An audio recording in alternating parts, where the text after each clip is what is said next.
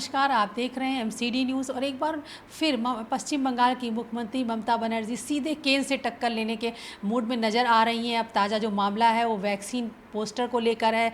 दरअसल पश्चिम बंगाल में जो वैक्सीन, कोरोना की वैक्सीन लगाई जा रही है, उस पर पूरी तरीके से पश्चिम बंगाल सरकार ने कह दिया है कि वहाँ कह नहीं दिया बल्कि इसका एक फैसला कर लिया है कि वहाँ राज्य की तरफ से जो वैक्सीन लोगों को लगाई जा रही है उस पर प्रधानमंत्री नरेंद्र मोदी की फ़ोटो की जगह मुख्यमंत्री ममता बनर्जी की तस्वीर होगी। ये अपने आप में किसी और राज्य ने इस तरह का फैसला नहीं किया है और इस फैसले से सीधे लग रहा है कि ममता दीदी एक बार फिर पीएम मोदी से सीधे टक्कर लेने के अंदाज में नज़र आ रही हैं। काफ़ी आक्रामक अंदाज में जब से ये पश्चिम बंगाल के चुनाव के नतीजे आए हैं और भारी बहुमत से वो विजयी हुई हैं, उसके बाद से ये पहला मामला नहीं है जबकि ममता बनर्जी लगातार ये कह रही हैं कि केंद्र सरकार पर लगातार वो आरोप लगा रही हैं कि केंद्र सरकार जो देश में फेडरल स्ट्रक्चर है उसे डिस्टर्ब करने की कोशिश कर रही है।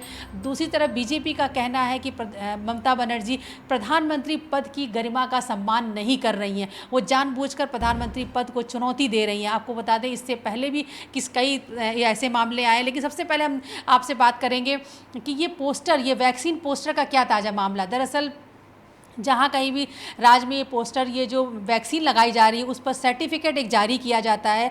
जो भी व्यक्ति कोरोना की वैक्सीन लगाता है उसे एक सर्टिफिकेट जारी किया जाता है। उस सर्टिफिकेट में प्रधानमंत्री नरेंद्र मोदी की तस्वीर होती। पूरे देश में यही हो रहा है, उस तस्वीर में प्रधानमंत्री नरेंद्र मोदी की तस्वीर होती है। लेकिन पश्चिम बंगाल सरकार ने एक फैसला किया, सीधे केंद्र सरकार को चुनौती देते हुए ममता बनर्जी ने प्रधानमंत्री की तस्वीर उस वैक्सीन सर्टिफिकेट से हटा दी है और वहाँ पर ममता बनर्जी की फ़ोटो लगाई जा रही है। और टीएमसी की तरफ से इस फैसले को जस्टिफाई भी किया जा रहा है। पश्चिम बंगाल की सरकार की तरफ से ये फैसला किया गया कि राज्य की ओर से जो वैक्सीन लोगों को लगाई जा रही है उसका जो सर्टिफिकेट जारी होगा उसमें ममता बनर्जी की तस्वीर होगी। इस बीच पश्चिम बंगाल में बीजेपी के प्रवक्ता ने गंभीर आरोप लगाया। उन्होंने कहा कि प्रधानमंत्री की गरिमा का ये प्रश्न है, ये कोई किसी व्यक्ति का सवाल नहीं है, ये प्रधानमंत्री के पद की गरिमा का सवाल है और ममता बनर्जी जानबूझकर इस पद की गरिमा को स्वीकार नहीं कर रही हैं। उनका कहना है कि ये फैसला है ये वाकई सीधे प्रधानमंत्री की पद की गरिमा को नुकसान पहुंचाने वाला है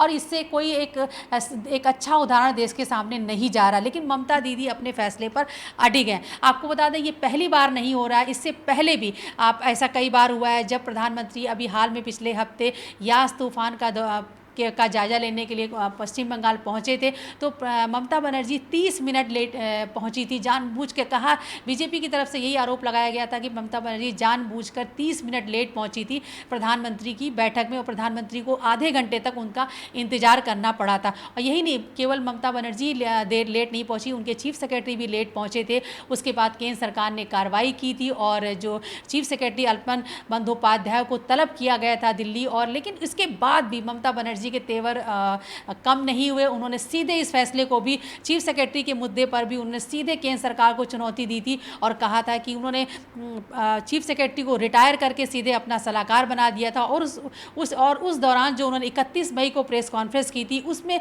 ममता बनर्जी ने सीधे कहा था कि प्रधानमंत्री राज्य के मामलों में दखल दे रहे हैं, वो मुझे काम नहीं करने दे रहे, लेकिन मैं डरने वाली नहीं हूँ, मैं लड़ूंगी और मैं जीतूंगी। आइए एक बार फिर से जरा देख लेते हैं 31 मई को किस तरह ममता बनर्जी ने सीधे प्रधानमंत्री को चुनौती दी थी। इसके बाद हम चर्चा करेंगे कि आखिर क्या बात है जो ममता बनर्जी केंद्र सरकार पर इस तरह भड़की हुई हैं। Mr. Prime Minister, Mr. Busy Prime Minister, Mr. Mon Ki Baat Prime Minister, what you want? What you want to finish me? Can you do it? Never and ever. Until and unless people give me the support, you cannot. Even I will appeal all the state government, all the opposition state government, and all the senior leaders of this country, and all the NGOs, all the intellectuals, all the political persons, all the IS and IPS, please be together, and state service officer also, please be together and fight the battle. It is not only the battle of Alapan Bandyopadhyay. This battle is for all the bureaucracy, all the bureaucrats. Bureaucrats are afraid now. They cannot even ask them a question. Only two syndicate members, these two, whatever they can decide, that is the law. It never said, even if somebody go to the court, The court will not give support also. So far my knowledge is concerned, I am also as a lawyer speaking. I am also as a lawyer. Mr. Prime Minister, Mr. Busy Prime Minister, Mr. Mon Ki Baat Prime Minister, what you want? What you want to finish me? Can you do it? Never and ever. Until and unless people give me the support, you cannot. Even I will appeal all the state government, all the opposition state government, and all the senior leaders of this country, and all the NGOs, all the intellectuals, all the political persons, all the IS and IPS, please be together, and state service officer also, please be together and fight the battle. It is not only the battle of Alapan Bandyopadhyay. This battle is for all the bureaucracy, all the bureaucrats. Bureaucrats are afraid now. They cannot even ask them a question. Only two syndicate members, these two, whatever they can decide, that is the law. It never said, even if somebody go to the court will not give support also. So far my knowledge is concerned, I am also as a lawyer speaking. I am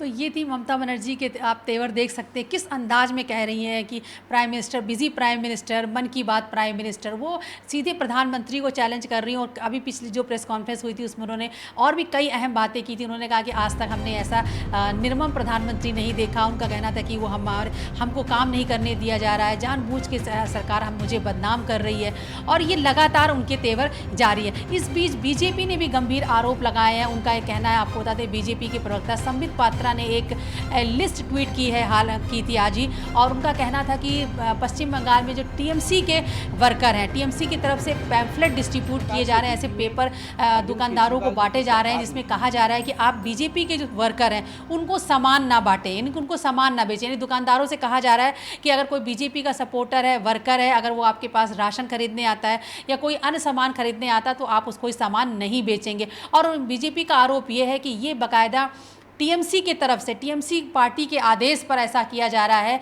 दुकानदारों से कहा जा रहा है कि वो BJP कार्यकर्ताओं को अपना सामान न बेचें। यहाँ तक कि चाय बेचने वालों से भी कहा जा रहा है कि आप बीजेपी के जो वर्कर हैं, सपोर्टर्स हैं, पार्टी कार्यकर्ता, उनको आप चाय भी नहीं पिलाएंगे। यानी कि एक तरीके से, एक पूरी तरीके से डिवाइड करने की, या अभी हाल में जो भी आपने पश्चिम बंगाल में हिंसा देखी उसके कुछ उदाहरण देकर बीजेपी के ने गंभीर आरोप लगाए हैं कि जानबूझकर टीएमसी की ओर से इस तरह के पर्चे बांटे जा रहे हैं। उनसे कहा जा रहा है कि आप बीजेपी कार्यकर्ताओं को उनको सामान ना बेचें। ये अपने आप में गंभीर आरोप है, और वाकई में ऐसा लग रहा है कि चुनाव तो हो चुके हैं, रिजल्ट आ चुका है, सरकार बन चुकी है, ममता बनर्जी ने कामकाज संभाल लिया, लेकिन अभी भी बीजेपी और टीएमसी के बीच में जो तनाव वो पहले की तरह कायम है। एक के बाद एक ऐसी घटनाएं हो रही जिनसे लग रहा है कि ये समाधान अभी निकलता हुआ नज़र नहीं आ रहा है। और जो ताज़ा मामला है वो किस तरह से वैक्सीन सर्टिफिकेट को लेकर है, जिसमें ममता बनर्जी की ओर से फैसला किया गया है कि उनकी प्रधानमंत्री की फ़ोटो की जगह ममता बनर्जी की फ़ोटो लगाई जाएगी। ये अपने आप में किसी और राज्य ने ऐसा फैसला नहीं किया। इससे लग रहा है कि जो दोनों के बीच में टकराव है, केंद्र सरकार और राज्य सरकार के बीच में, ये बढ़ता हुआ नज़र आ रहा है। अब देखना होगा कि क्या आने वाले समय में क्या कोई ऐसा कंप्रोमाइज़ का रास्ता निकलता है, क्या वाकई केंद्र झुकने की कोशिश करेगा या ममता बनर्जी की तरफ से ऐसी कोई पहल की जाएगी। लेकिन फिलहाल ये विवाद थमता हुआ नहीं दिखाई दे रहा है। आप देखते रहिए MCD न्यूज़। अगले अपडेट के साथ हम फिर हाजिर होंगे।